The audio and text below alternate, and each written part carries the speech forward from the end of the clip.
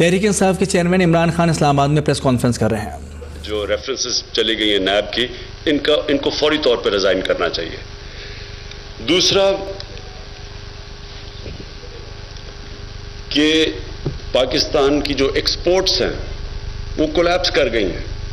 सारी जो अब बाकी हमारे साथ हिंदुस्तान है, बांग्लादेश है, इसी बड़े सगीर में उनकी एक्सपोर्ट्स बढ़ती जा रही हैं। हिंदुस्तान की थोड़ी स्लो हुई है, बांग्लादेश की बढ़ती जा रही हैं।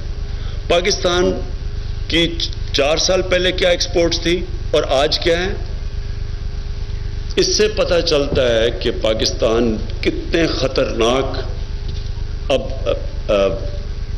जिस रास्ते पे जा रहा है, ये इतना खतरनाक है पाकिस्तान के लिए। जिस तरह हम कर्जे, हमारी इंपोर्ट और एक्सपोर्ट के अंदर जो अब डेफिसिट है वो तारीखी है, कभी भी पाकिस्तान की तारीख में इतना ज्यादा डेफिसिट नहीं था। तो ये जो हम कर्जे ले रहे हैं और सबसे ज्यादा ये जो कर्जों में जो इन्होंने इंक्रीज किया है वो है बैरूनी कर्जा। तो बैरूनी कर्जा वापस कैसे करना है जब एक इंपोर्ट और एक्सपोर्ट में इतना बड़ा $30 अरब का गैप आ जाता है। तीसरी चीज इन्वेस्टमेंट।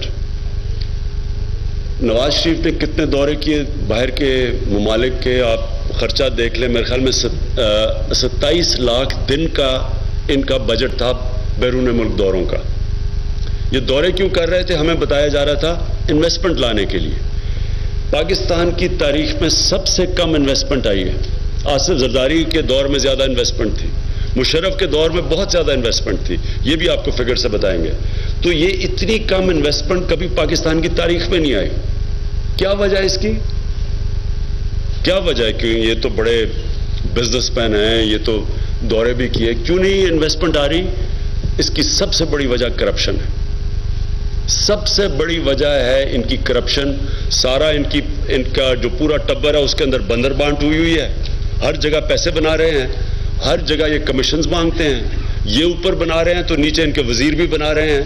उसकी वजह से इन्वेस्टर, ना बाहर का इन्वेस्टर आ रहा है पाकिस्तान में, ना अंदर का इन्वेस्टर इन्वेस्ट कर रहा है। और ये सीपैक के बावजूद, ये सीपैक के जो इतना बड़ा प्रोजेक्ट है और जो इनके ये होते या ना होते, सीपैक तो बना था, उसके बावजूद इन्वेस्टमेंट सबसे कम आई है। आसिफ जरदारी का दौर जो हम सारे समझते थे बड़ा बुरा दौर है, उससे भी नीचे इन्वेस्टमेंट आई है पाकिस्तान में, जिसकी वजह से रिकॉर्ड बेरोजगारी है। क्योंकि इन्वेस्टमेंट नहीं आ रही, इस वक्त नौजवान हमारा बेरोजगार फिर रहा है। चौथी चीज, इन्होंने कहा जनाब हम बिजली, आपने सुना ही होगा शहबाज शरीफ को कि उसका नाम बदल दें, अगर 6 महीने में ना आए, 2 साल में ना आए, 4 साल में ना आए। ये इस वक्त पाकिस्तान की, ये भी आपको असद उमर गवर्नमेंट की फिगर से बताएंगे कि सबसे ज्यादा पावर का शॉर्टफॉल है इस वक्त, सबसे ज्यादा डेफिसिट है पावर का। और जो सर्कुलर डेट है, गर्दिशी कर्जे हैं, वो हम समझते थे कि पीपल्स पार्टी के बहुत ज्यादा 480 अरब रुपया छोड़ के गए थे वो सर्कुलर डेट, और वो आते साथ ही 1 हफ्ते में दे दी थी। और उसके ऊपर जब भी इन्वेस्टिगेशन होगी तो पता चलेगा कि उसमें कितना पैसा किसकी जेब में गया है। लेकिन इन्होंने उससे भी ज्यादा सर्कुलर डेट बढ़ रही है, और ये यानी इनके जब 5 साल में उससे ज्यादा सर्कुलर डेट हो जाएगी। तो सवाल ये है कि बिजली की कीमत तकरीबन दुगनी कर दी है। 40% बिजली बनती है तेल से, तेल की कीमत आधी हो गई है। तो ये कैसे हो गया कि फिर से इतनी ज्यादा सर्कुलर डेट बढ़ गई है? 5वीं, एग्रीकल्चर। कभी भी किसानों का इतना बुरा हाल नहीं था पाकिस्तान में जितना आज है। यानी जो आप ये भी आपको फिगर से दिखाएंगे कि जो एग्रीकल्चर आउटपुट थी, जो ग्रोथ रेट थी, वो पाकिस्तान की तारीख में वो भी सबसे कम है। 6ठी, और ये भी बड़ी इंपॉर्टेंट है कि इसहाक डार बार बार कहते रहे जी मैंने बड़े टैक्स रेवेन्यू बढ़ा दिया। टैक्स रेवेन्यू बढ़ा कैसे है? बिजली के ऊपर और गैस के ऊपर जो उन्होंने टैक्सेस लगाए हैं, इससे टैक्स रेवेन्यू तो बढ़ गया है। इनडायरेक्ट टैक्सेस है, पाकिस्तान की तारीख में सबसे ज्यादा इनडायरेक्ट टैक्सेस हैं। जो डायरेक्ट टैक्स यानी जो पैसे वालों से टैक्स लेते हैं वो थोड़ा 9% से नीचे आ गया है। जो इनडायरेक्ट टैक्स है, यानी जो महंगाई करके अवाम पे महंगाई करके कीमतें बढ़ा के जो टैक्स लेना है, वो तारीखी बढ़ाया इन्होंने, जिसकी वजह से आप जब देखेंगे, बाद में आपको बताएंगे एक्सपोर्ट्स क्यों नीचे गई हैं। क्योंकि बांग्लादेश की बिजली कितने की है, हिंदुस्तान के कितने की है, और पाकिस्तान की कहाँ पहुंच गई है बिजली और गैस, क्यों बढ़ गई है? क्योंकि उसके ऊपर टैक्सेस लगाए हैं।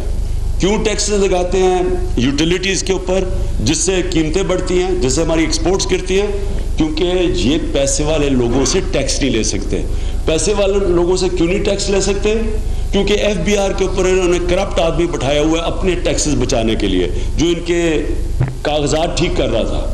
जब आप करप्ट आदमी को एफबीआर के ऊपर बैठाते हैं, जिसका काम होता है बड़े बड़े डाकुओं के और शरीफ खानदान का इनके टैक्स के पेपर ठीक करना है, तो उसका नतीजा ये होता है कि वो बाकी भी टैक्स नहीं इकट्ठा कर सकता, और भी पैसे वाले ताकतवर लोग बच जाते हैं। हमें पता है कि ये वो जो पिछला वाला एफबीआर का चेयरमैन था, हर महीने करोड़ों रुपया भिजवाता था दुबई, यहां से जो ये रिश्वत इकट्ठी करता था। तो जब करप्ट लोगों को ऊपर इदारों के ऊपर लेके आते हैं, उसका नतीजा ये होता है कि वो कामयाब नहीं होते, अपने भी टैक्स बचा लेते हैं, और फिर उसका नतीजा ये होता है कि वो दूसरे भी ताकतवर लोगों को टैक्स नहीं कर सकते। लिहाजा कौन पैसे देता है? अवाम देती है। कैसे? महंगाई करके। इससे क्या हो रहा है? छोटा सा तबका अमीर हो रहा है और अवाम पिसती जा रही है, गुर्बत बढ़ती जा रही है, मिडिल क्लास स्क्वीज होती जा रही है। और जो 7वां पॉइंट, हमें सारी पिछली इलेक्शन के अंदर 2013 में बताया गया कि जनाब कितने तजर्बाकार ये हैं, ये बिजनेस फ्रेंडली हैं, इनको पता है मुल्क कैसे चलाना है, इनको पता है कि माहौल कैसे बनाना है इन्वेस्टमेंट के लिए, इनको पता है कि गवर्नमेंट कॉर्पोरेशंस कैसे चलानी है। जो लॉसेस हो रहे हैं, जो खसारा हो रहा है गवर्नमेंट कॉर्पोरेशन में, वो भी तारीखी है। स्टील मिल बंद हुई है, पीआईए के लॉसेस देख लें, वबडा के लॉसेस देख लें। यानी जो गवर्नमेंट कॉर्पोरेशंस थे, अगर ये इतने तजर्बाकार थे तो उनकी कम से कम परफॉर्मेंस अच्छी करते, उनकी लॉसेस कम करते। उनकी आसिज़दारी के दौर से ज्यादा लॉसेस हो गई। वही स्टील मिल जो मुशर्रफ के दौर में 8 अरब रुपए की सरप्लस छोड़ के गई थी, वो पहले आसिज़दारी के दौर में खत्म किया गया, उसमें से करप्शन करके, और अब इस दौर में वो बिल्कुल ही बंद करके रखती है। तो ये 7 पॉइंट्स के ऊपर ये असद एलेबोरेट करेंगे। मैं ये सवाल पूछता हूँ कि मियां नवाज शरीफ बार बार कहते थे कि मैंने इतनी ज़बरदस्त इकॉनमी छोड़ के गई, हमने इतनी ज़्यादा इस मुल्क में तरक्की करवाई। मुझे ये बता दें कि ये कौन सी तरक्की करवाई है इन्होंने कि मुल्क को मकरूज कर दिया है, एक्सपोर्ट्स गिर गई हैं, इन्वेस्टमेंट आ नहीं रही, डायरेक्ट टैक्सेशन हो नहीं रही, तो मुल्क ने तरक्की कैसे की है? दौलत कैसे बनती है? दौलत बनती है जब आप मुल्क के अंदर चीज़ें एक्सपोर्ट करते हैं। दौलत बनती है जब इन्वेस्टमेंट आपके मुल्क में आती है। ये कौन सी इन्होंने जादू किया कि ना इन्वेस्टमेंट आ रही है, ना डायरेक्ट टैक्सेशन बढ़ रही है, ना इस मुल्क के अंदर एक्सपोर्ट्स बढ़ रही हैं, लेकिन ये कह रहे हैं जी बड़ी तरक्की हो रही है पाकिस्तान में। और तरक्की क्या हो रही है? वो सीपैक आ गया। सीपैक एक बड़ी अपॉर्चुनिटी है पाकिस्तान के लिए, लेकिन उस अपॉर्चुनिटी से फायदा उठाने के लिए वो जो अंग्रेजी का वर्ड है put your house in order, अपना मुल्क तो ठीक करो, अपनी गवर्नेंस सिस्टम ठीक करोगे तो उसका फायदा होगा। जिस लेवल की ये करप्शन कर रहे हैं, और ये सारी आपके सामने आएगी नजर कि इन्होंने किस लेवल की करप्शन की है।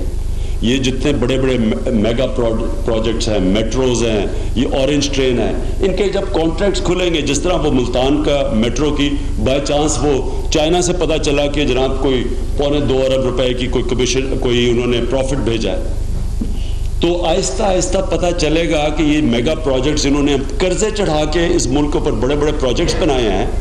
पता चलेगा कि इनमें से इन्होंने कितना पैसा बनाया और क्यों इनको एक ये कमर जमान की तरह का नैब का हेड की जरूरत है, चेयरमैन नैब, इनको क्यों आसिफ जरदारी को, नवाज शरीफ को वो चाहिए था, क्योंकि वो फिर ये बड़े बड़े मेगा प्रोजेक्ट्स में जो करप्शन है उसने फिर उसके ऊपर पर्दा डालना था।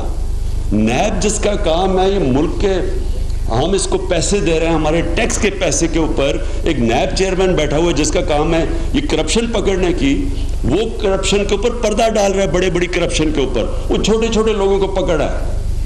और ये है जो इन्होंने हमें इतना बताया कि जी बड़े इन्होंने मुल्क में तरक्की करवाई है।